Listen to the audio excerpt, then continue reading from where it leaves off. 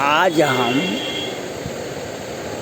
China, Taiwan और भारत और सभी देश, चाइना बार बार अमेरिका को धमकी दे रहा है कि ताइवान मेरा अभिन्न हिस्सा है, हमारे देश का हिस्सा है, अविभाज्य अंग है।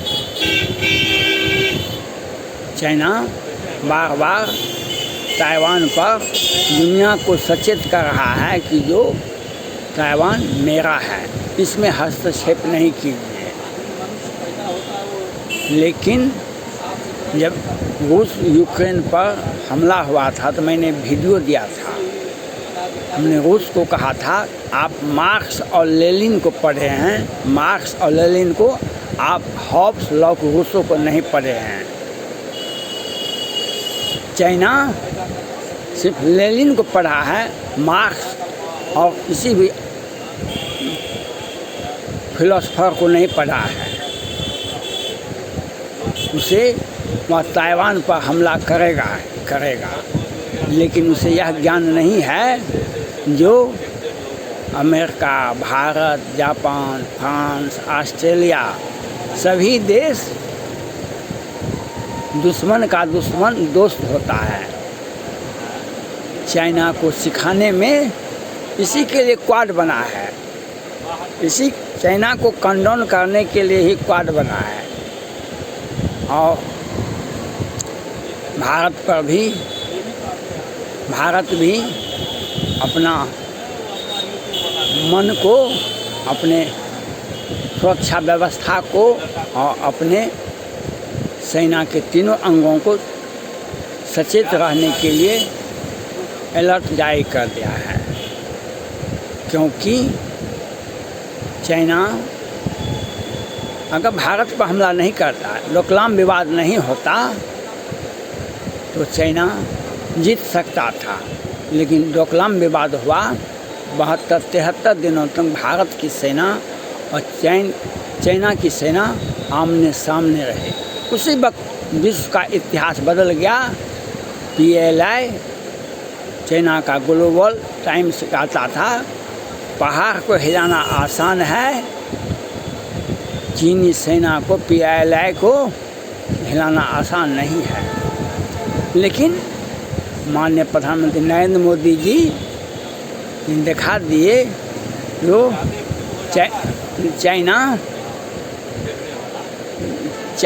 चाइना हमारे सामने में नहीं टिक सकता है। भूटान के मामले पर देखा आपने, और आज आप पेंगोंग, लेह लद्दाख पेंगोंग झील पर आपने देखा जो चाइना की हार कैसे हुई। एक समय में भारत में चाइना का आलोचना नहीं होता था। माननीय प्रधानमंत्री मनमोहन सिंह भी कहते थे आप विरोधी दल को और सभी को आप चाइना का तीखी आलोचना नहीं कर सकते। माननीय प्रधानमंत्री नरेंद्र मोदी जी भी चाइना का बहुत आलोचना नहीं किए। लेकिन जब पेंगोंग झील पर बार बार दोनों देश का, भारत और चाइना का कमांडर स्तर की वार्ता होती रही 13-14 दौर का, और बात वहीं रहा, तब एक बार माननीय प्रधानमंत्री नरेंद्र मोदी जी ने चाइना को समझाते हुए कहा था जो विस्तारवादी शक्तियाँ थी, विस्तारवादी, वह अपना देश की दिशा और दशा को मोड़ लिए। अगर विस्तारवादी नीति आप अपनाते हैं तो आपको समझना पड़ेगा, आप पीछे मुड़ कर देखना पड़ेगा। उनका इतिहास साधु हो जाए। प्रथम विश्व युद्ध और द्वितीय विश्व युद्ध में हिटलर और मुसोलिनी का जो विस्तारवादी नीति था उसका कैसे अंत हुआ, और माननीय प्रधानमंत्री नरेंद्र मोदी जी ने एक बार स्पष्ट रूप से कह दिए हम आँख में आँख मिलाकर के बात करने की क्षमता रखते हैं। आप जो भी कीजिएगा हम उसका उसी भाषा में जवाब देंगे। और लेह लद्दाख पेंगोंग झील पर तो चीन की शर्मनाक हार उसके पतन का कारण बना। उसके बाद ही देश और दुनिया में चीन से लड़ने के लिए ऑस्ट्रेलिया, फ्रांस, जापान, अमेरिका सब भारत के पीछे पीछे आ गए। भारत में ही वह शक्ति है जो चाइना को अकेले ही उसे युद्ध में हरा सकता है। चाइना को अकेले ही भारत युद्ध में हरा सकता है। और ब्रह्मोस मिसाइल का कुछ यूनिट आज देश और दुनिया में एक ट्रेडिशन चल गया है। जो आप भारत का रूस से अच्छा संबंध है, इसका मतलब यह नहीं है भारत रूस से बड़े बड़े हथियार खरीदते हैं, खरीदते हैं और इसलिए उनका भारतीय सेना और रूस की सेना बहुत हद तक एक साथ युद्ध लड़ती भी है। तो हमसे बहुत सारा हथियार, ब्रह्मोस मिसाइल का भी यूनिट ताइवान खरीदा है और खरीद रहा है। तो ताइवान के पीछे भारत है। चीन को यह समझना पड़ेगा जो आप ताइवान को भूल जाने में ही आपका अंत है, भलाई है। ताइवान को भूल जाना ही चीन का भलाई है। नहीं तो जिस तरह से आज रूस बर्बाद हुआ है, यूक्रेन तो बर्बाद हुआ ही है, लेकिन यूक्रेन पुनः और अच्छा यूक्रेन बन जाएगा, क्योंकि उसके साथ अमेरिका और विश्व की शक्ति, संयुक्त राष्ट्र संघ, सुरक्षा परिषद और विश्व बैंक है।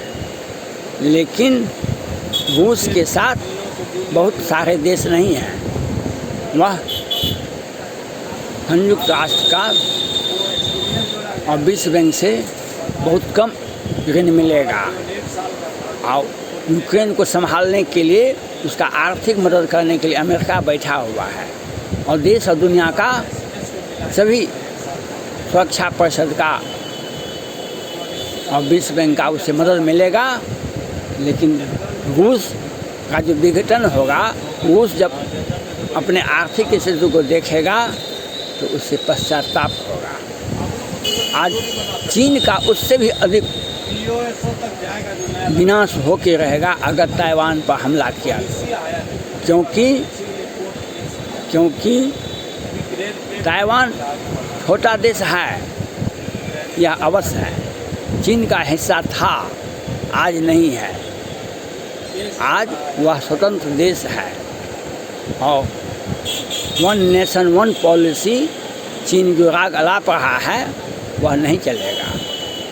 हमको तिब्बत का भी बदला लेना है, अमेरिका को भी तिब्बत का बदला लेना है चीन से। हमें सभी देश, भारत, अमेरिका, फ्रांस, जापान, सभी मौका देख रहे हैं चीन किस वक्त ताइवान पर हमला करता है। वह समय पर समय बयान दे रहा है चीन, लेकिन हमला नहीं करता है। उसे रूस और यूक्रेन का जो युद्ध हुआ, रूस की हार चीन का हार हो गया। रूस की हार चीन का हार हो गया। चीन और रूस दोनों मिल करके बहुत मदद किए, यूक्रेन में युद्ध करने में एक दूसरे के साथ रहे। लेकिन अंत क्या हुआ? और रूस के बराबर चीन नहीं है। चीन का हथियार डुप्लीकेट है। रूस का हथियार विश्व के बाजार में प्रथम स्थान प्राप्त करता है। उसका एक एक मिसाइल, एक एक हथियार रूस का उन्नत किस्म का होता है, आधुनिकतम होता है। लेकिन चीन में ऐसी बात नहीं है। हाँ, यह गीदड़ भभकी दे सकता है, ये कभी किम जोंग के साथ, कभी रूस के साथ दुनिया को धमकी दे सकता है। आज चीन का स्थिति, आंतरिक स्थिति इतना खराब है, कोरोना महामारी से वहाँ की जनता त्राहिमाम कर रही है। वहाँ पर अनाज का कमी हो गया है, जनता भूखे बिलाप कर रही है। वहाँ का फैक्ट्री बंद हो गया है, किसी भी देश में उसका सामान नहीं जाता है। आपका अगर कर्मचारी, आपके देश के नागरिक को काम नहीं मिलेगा तो वो क्या करेंगे? फैक्ट्री बंद हो जाएगी तो वहाँ के मजदूर कहाँ जाएंगे? चीन से किसी भी देश का, विश्व के किसी भी देश से अच्छा संबंध नहीं है, और थोड़ा बहुत संबंध होने से क्या होता है। इसलिए चीन हर तरह से दुनिया में अलग थलग हो गया। वह विस्तारवादी नीति के चलते आज पाकिस्तान में भी चीन की सेना पर हमला होता है, चीन के नागरिक पर हमला होता है। कितने इंजीनियर को मार दिया गया बलूचिस्तान में। इसलिए चीन को ताइवान पर हमला करना चीन का विघटन होगा। चीन का जो राष्ट्रपति शी जिनपिंग साहब है, उन्हें रूस और यूक्रेन के युद्ध से सीखना पड़ेगा। उनको डोकलाम विवाद से, भारत का डोकलाम विवाद और पेंगोंग ले लद्दाख के युद्ध से सीखना पड़ेगा। जब आपको एक ही देश भारत से आपको मुँह तोड़ जवाब मिल गया, अगर 5 देश अगर कहीं ताइवान के पीछे आ गया भारत समेत, तो आपका क्या हर्ष होगा? रूस वह आपको मदद नहीं कर सकता है, क्योंकि रूस का जो युद्ध में विनाश हुआ, जितना उसका आर्थिक क्षति हुई, उसकी कितने मिसाइल और कितने टैंक बर्बाद हुए, वह रूस ही जानता है। उसके कितने कमांडर मर गए रूस के। तो आपका चीन का क्या होगा? इसलिए चीन को हर हाल में यह समझना पड़ेगा, जो ताइवान को अपना मुद्दा मत बनावे।